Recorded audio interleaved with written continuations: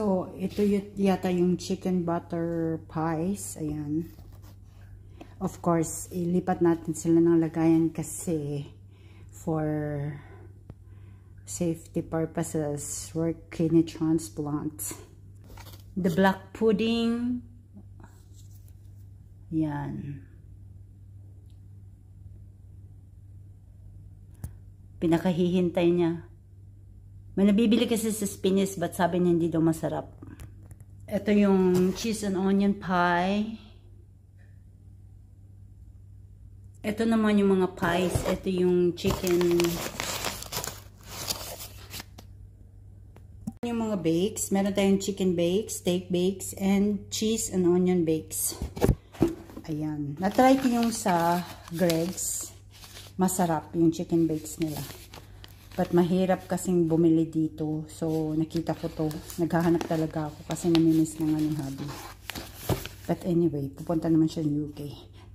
So, alam mo sila guys, meron silang distinctive tastes na may nabibili dito but ayaw nila. Gusto nila yung taste from home daw talaga. Yan. Actually, ito mukha siyang puff pastry. But they call it bakes sa kanila. This is the steak bakes. Yes. Ito na yung last. Ito is chicken bake. Charan! Ito yung favorite ko, chicken bake. Mag-air fryer ako neto.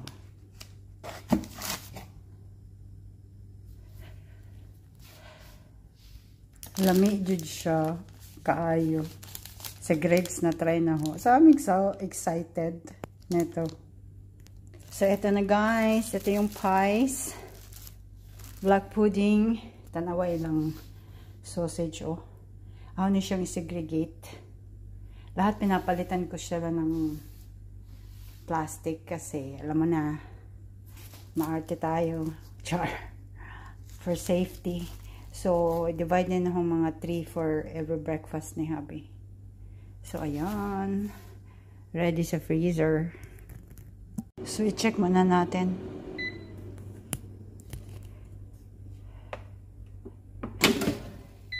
Oh!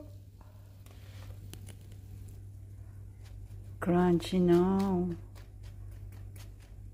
Oh my gosh. The smell so good. I-flick muna natin both sides kasi gusto ko medyo crunchy. Narinig nyo guys? Nag-bubble pa rin siya. Ang init. I can't wait.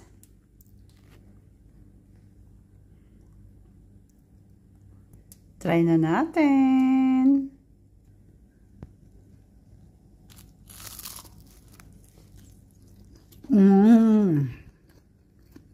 Try na natin.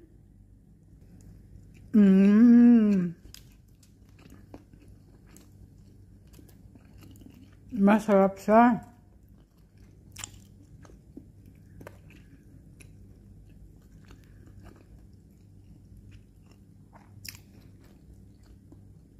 Magkaiba sila ng lasa ng Greg's.